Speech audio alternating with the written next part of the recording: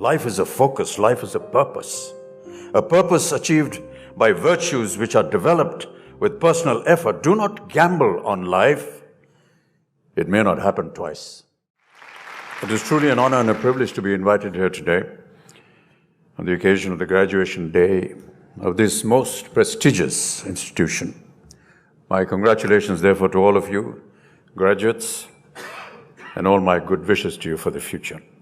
During the interactions with Mrs. Ambani on the protocol of today's function, I noticed that, and also while she was giving her speech, that she always referred to the students as her children, which led me to think that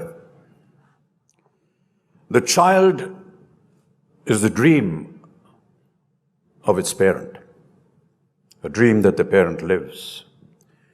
If you want to learn how to live your dream, just watch your parents, see how it works for them. Well, that's how it works for all of us.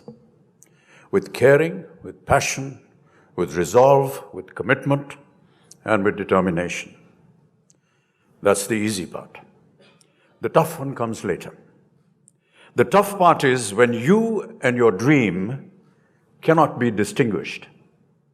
When you become the dream of not just your parents or yourself, but a point in the journey where you become the dream of a nation, when you become the dream of the choices you made, when your vision echoes in millions of resonating voices across the world, from where there is no looking back, you are the dream.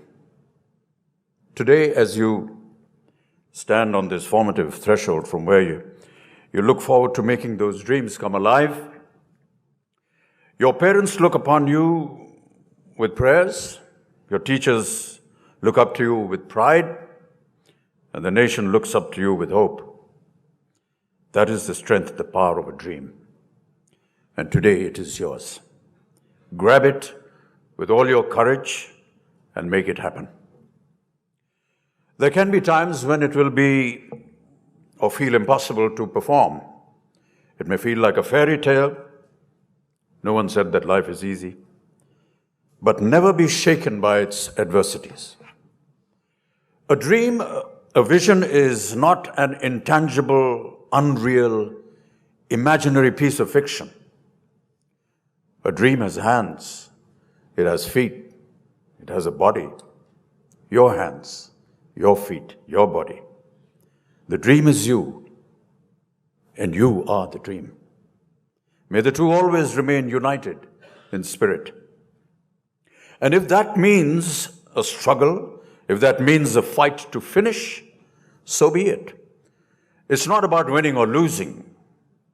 It's about living a life. If I had been a sportsman, a boxer, athlete, hockey player, cricketer, if I had joined the Army, the Navy, and the Air Force, if I had been anything else other than an actor, my parents would still have been happy because I was their dream, no matter what I myself was dreaming to be. Gandhiji said, and the speaker here, the head boys talked about change. He said, be the change that you wish to see in the world.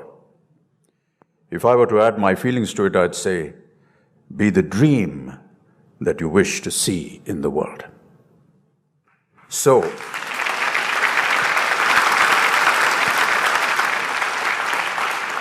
live a dream which is neither mine nor yours nor anyone else's, a dream which belongs only to itself.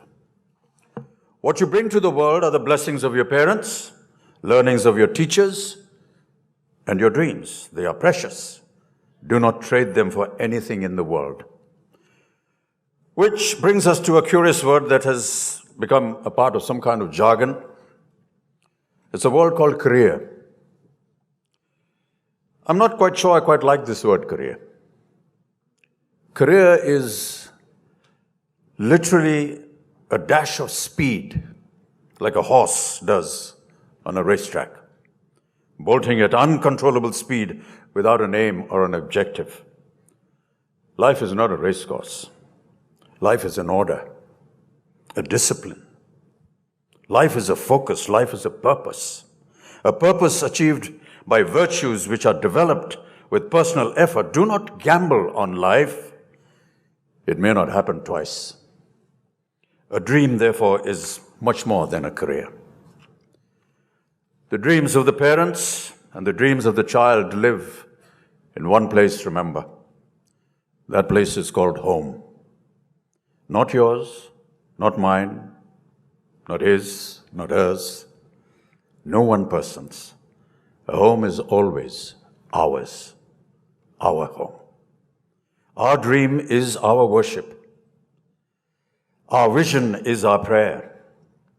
This is the structure of dreams. This is the bond. This is also the bondage, a bond of love, the bondage of responsibility, be that of a small family or that of a large nation.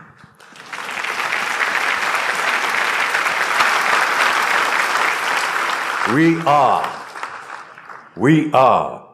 because we dare to dream. We are because we learn to excel.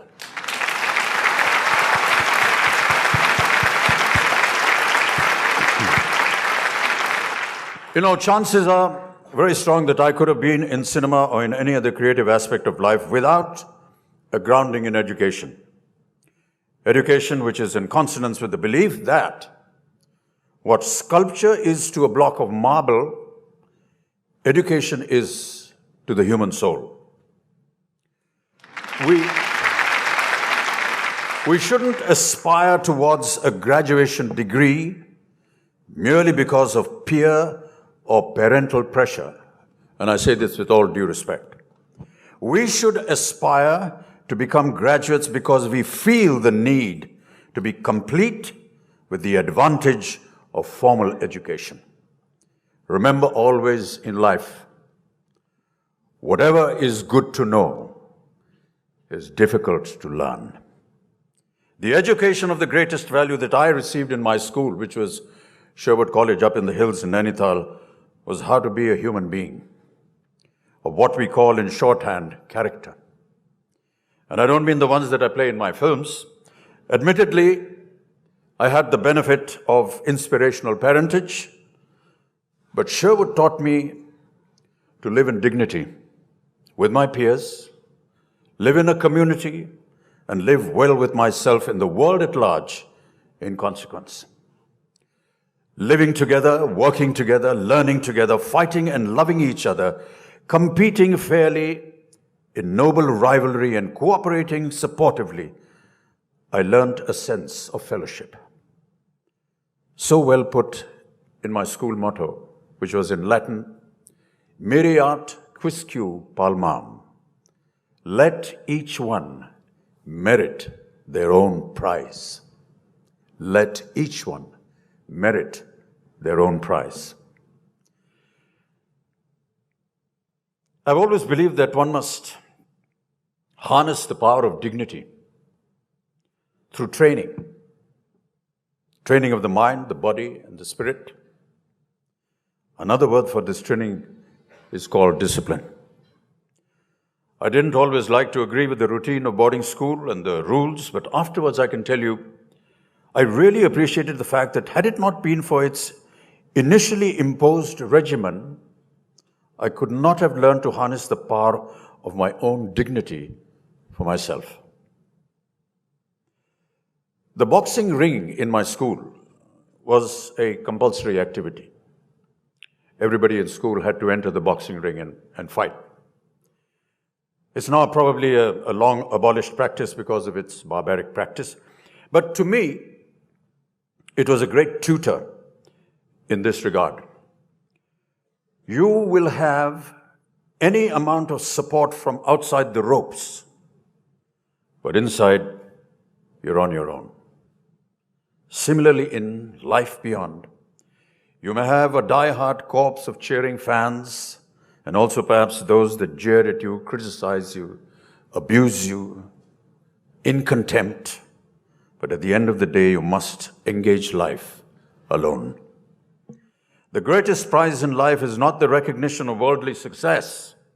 The prize, the best crowns the human being, is that of the possession of good character.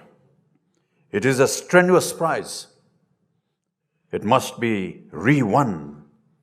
It is also a certainty of mind that there is many a day where I shall fail that prize myself, not for want of trying, but it is the most worthy prize of all, and without its effort, all material success and fame is sheer emptiness. To discover the value of one's own dignity is also to discover the value in the dignity of others, and through that, the dignity of a community. The right to education is a fundamental right, a fundamental human right, a fundamental dignity. To pursue the aim of education for all is therefore a duty of states. But it is not just a duty for the state, it's a duty for every one of us to uphold fundamental human rights, not just our own, but for all. Yet, as you know, ladies and gentlemen, here in India, basic literacy is still below the threshold level of 75%. Literacy, being able to read and write, is always more than the sum of its parts because of what it opens up for people. Literacy ends up being a kind of metaphor. As soon as one can read and write, one becomes a member of a much larger community than would be otherwise possible. A community that also extends into the past and into the future. Literacy not only enriches our inner lives, it is also an indispensable means for effective social and economic participation, contributing to human development and poverty reduction. Not being able to read is a human poverty. Not being able to read is an inhuman poverty. Not being able to read deprives the human of the right to live in our collectivity. Not being able to read is a loss of freedom. That a third of our population is deprived of this freedom deprives us all of our freedom. A good education is the most valuable thing that a human being can possess. It is our greatest wealth, individually and collectively. In the world beyond these walls, fortunes will come and go, money will come and go, but a good education can never be taken away once it has been possessed.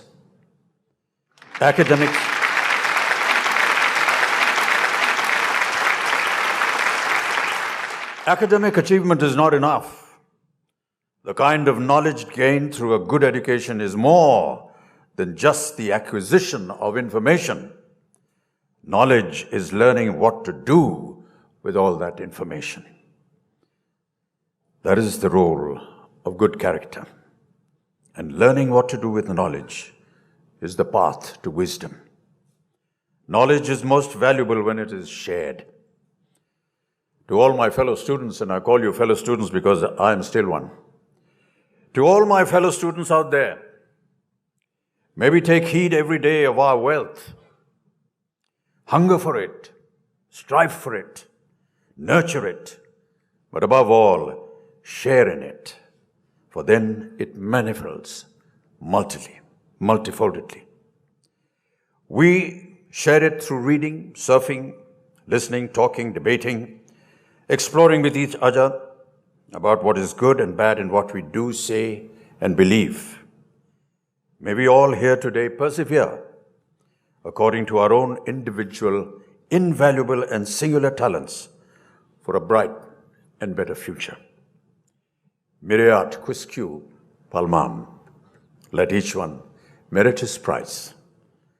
Dare to dream, learn to excel.